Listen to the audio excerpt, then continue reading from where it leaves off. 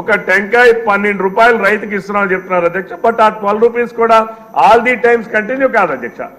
రైతాంగానికి మీరు తీసుకుపోయే చర్యలేంటి?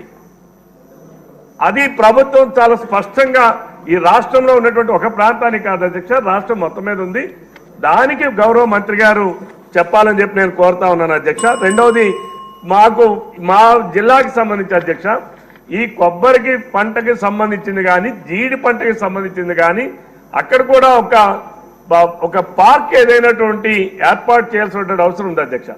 మాకు ప్రొడక్షన్ ఉంది కానీ వాటిని యూటిలైజ్ చేసుకునేటటువంటి పరిస్థితి లేదు అధ్యక్ష. అక్కడ ఒక ప్రైవేట్ వాళ్ళు హెచ్చర్లలో పెట్టి కూడా వాళ్ళు లాస్ మేకింగ్ యూనిట్ అయి అనేక రకాలైనటువంటి ఇబ్బందులు పడే పరిస్థితి ఉంది అధ్యక్ష. గౌరవ మంత్రి గారికి స్ట్రైట్ గా రైతుకు మీరు ఏ రకంగా మద్దతు ధరను ఇస్తారు, దానికి ఏమైనా మెకానిజం అడాప్ట్ చేస్తున్నారా, చేయబోతారా, గౌరవ మంత్రి గారు చెప్పాలని కోరుతున్నారు అధ్యక్ష. అధ్యక్ష,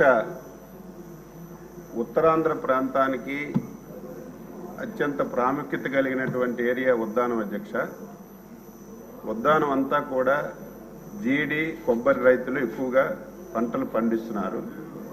దురదృష్టవశాత్తు 2018వ సంవత్సరంలో తిత్లీ తుఫాన్ వచ్చింది అధ్యక్ష. మొత్తం ఎంటైర్ ఉద్దానం అంతా కూడా చెట్లు, జీడి చెట్లు కానీ కొబ్బరి చెట్లు కానీ అన్నీ నేలకు పడిపోయాయి. ఆ రోజు ఉన్నటువంటి ముఖ్యమంత్రి చంద్రబాబు నాయుడు గారు 10 రోజులు ఆ ప్రాంతంలో ఉండి ఏవైతే పడిపోయే చెట్లన్నీ కూడా తీసి బయటికి పంపించి కొత్త చెట్లు ఇచ్చి మళ్ళీ రైతులకి అన్ని విధాల ఆ రోజు సహాయం అందించాం అధ్యక్ష. రైతులు కూడా కష్టపడ్డారు, మళ్ళీ ప్రాఫిట్ పొందాలని చెప్పి అనేక ప్రయత్నాలు చేశారు. దురదృష్టం ఏమిటంటే గత 5 సంవత్సరాలు ఏ శాఖ చూసినా ఏమున్నదన్నట్టుగా మొత్తం ఈ రాష్ట్రంలో ఏదైతే అత్యంత ప్రాధాన్యత కలిగినటువంటి శాఖలన్నింటికీ పూర్తిగా తాళం వేయడం వల్ల ఈరోజు ఈ కష్టాలన్నీ కూడా వచ్చాయి అధ్యక్ష. ఈరోజు 2014-19 ప్రభుత్వం ప్రోత్సాహం ఇవ్వడం వల్ల ఆ రోజు జీడికి 15 వరకు ధర వచ్చేది అధ్యక్ష. ఎప్పుడైతే 2019లో ఆ సబ్జెక్టు గురించి మాట్లాడటమే మానేశారు, దాని మీద కనీసమైనటువంటి దృష్టి పెట్టలేదు.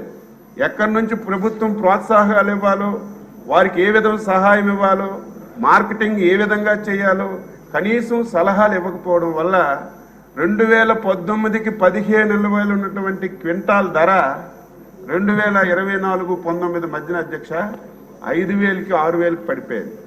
చాలా ప్రయత్నాలు చేశాం, ధర్నాలు చేశాం, కానీ పట్టించుకున్నటువంటి దాఖలాలు లేవు.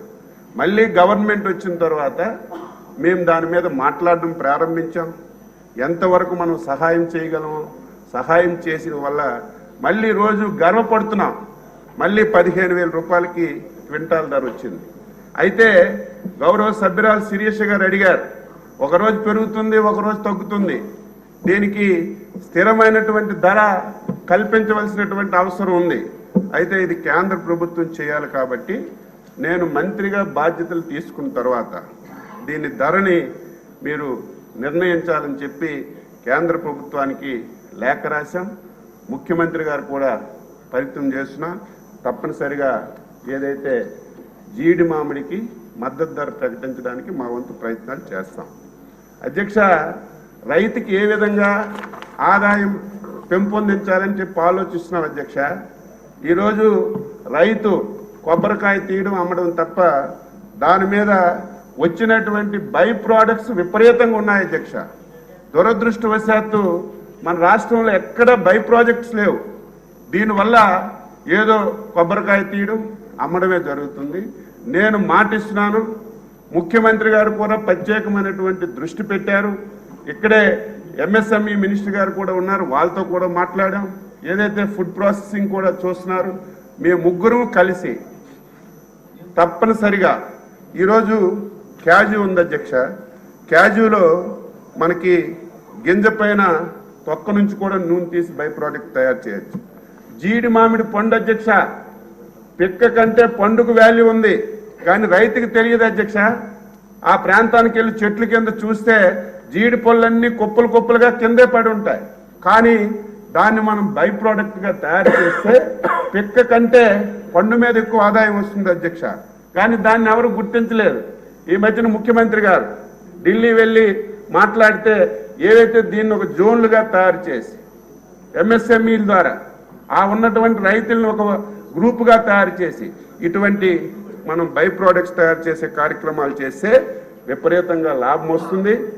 ముఖ్యమంత్రి గారు ఒక నమ్మకంతో నాకు ఆ బాధ్యత అప్పచెప్పారు. నేను మాటిస్తున్నాను, తప్పనిసరిగా రైతుకి జీడి మీద పూర్తి స్థాయిలో మళ్ళీ ధర వచ్చే విధంగా బై ప్రొడక్ట్స్ తీసుకొచ్చి పూర్తిగా వారికి లాభదాయకంగా చేసే విధంగా ప్రయత్నం చేస్తాం. అదేవిధంగా కొబ్బరి అధ్యక్ష, ఇప్పుడే మా రవికుమార్ గారు చెప్పినట్టుగా ఏదో ఉద్దానమే కాదు, ఇటు ఈస్ట్ గోదావరి వెస్ట్ గోదావరి ఉంది. కనీసం 5 సంవత్సరాలు ఇది ఒక నిరంతర ప్రక్రియ. ఏదైనా కొబ్బరి చెట్టు పోతే దాని సబ్సిడీ రూపంలో కొత్త చెట్టు ఇవ్వాలి. ఒక జీడి చెట్టు పోతే సబ్సిడీ రూపంలో కొత్త చెట్టు ఇచ్చి ఎప్పటికప్పుడు చెట్లు మార్పిడి జరగాలి అధ్యక్ష. 5 years అయింది, సింగిల్ ఎన్పి దాని మీద ఖర్చు పెట్టలేదు. ఒక కొత్త చెట్టు ఇచ్చినటువంటి దాఖలాలు లేవు, సలహాలు ఇచ్చినటువంటి దాఖలాలు లేవు. మళ్ళీ దీన్ని రివైవ్ చేయాలి, కొత్త చెట్లు సార్ మళ్ళీ రీప్లాంటేషన్ కూడా టైం టు టైం చేసి మళ్ళీ దీన్ని లాభసాటిగా చేయడానికి ప్రయత్నం చేస్తాం. రెండవది, మొన్ననే ఈ నెలలోనే గౌరవ ముఖ్యమంత్రి గారు ఉద్దానం ప్రాంతానికి వెళ్ళాము అధ్యక్ష. ఆ ప్రాంతంలో రైతులందరూ మా ప్రాంతానికి ఒక కోకోనట్ పార్క్ ఇవ్వండి అని ఎమ్మెల్యే గారి నాయకత్వంలో అడిగారు, అశోక్ గారి నాయకత్వంలో. దానికి మేము కట్టుబడి ఉన్నాం. ఫైల్ కూడా సర్క్యులేషన్ అవుతుంది. ఏ విధంగా చేయాలి, విధి విధానాలు ఏంటి. ఏదో పార్క్ అంటే ఒక జీవో ఇచ్చినంత మాత్రాన ఉపయోగం లేదు. పార్క్ అంటే దానివల్ల అక్కడ ఉన్నటువంటి కొబ్బరి రైతులకు ఉపయోగపడాలి. ఎక్కడెక్కడ పార్కులు ఉన్నాయి, ఆ పార్కుల ద్వారా కేంద్ర ప్రభుత్వం నుంచి ఎటువంటి సహాయం పొందగలం, ఇక్కడ నుంచి ఎక్స్పోర్ట్స్ ఏ విధంగా చేయగలం, కొబ్బరి నుంచి అనుబంధంగా ఏం చేయగలం, ఇవన్నీ పరిశీలన చేస్తున్నాం. వీలైనంత తొందరగా ఆ ప్రాంతంలో ఒక కోకోనట్ పార్క్ కూడా ముఖ్యమంత్రి గారు హామీ ఇచ్చారు, అది కూడా నెరవేరుస్తాం. అదేవిధంగా ఈరోజు జీడి బోర్డు అధ్యక్ష మన దగ్గర లేదు. ఎప్పటి నుంచో మన రాష్ట్రం కళ అధ్యక్ష, మన ప్రాంతానికి కూడా ఒక జీడి బోర్డు రావాలి. నేను మంత్రిగా బాధ్యతలు తీసుకున్నటువంటి మరుసటి రోజే పీయూష్ గోయల్ గారికి లెటర్ రాశాను.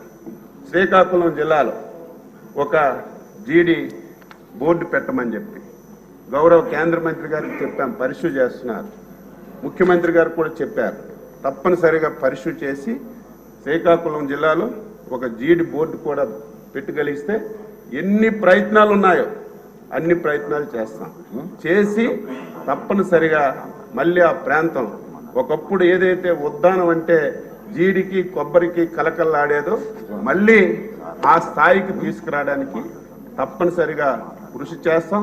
రైతులతో అనుసంధానం అవుతాం, అధికారులతో మాట్లాడతామని చెప్పి ఈ సందర్భంగా తెలియజేస్తూ, తప్పనిసరిగా మీరు ఏదైతే ఆందోళనతో ఉన్నారో దానికి అన్ని విధాల సహాయ సహకారాలు అందించి ఆ రైతులకు మేలు చేస్తామని చెప్పి ఈ సందర్భంగా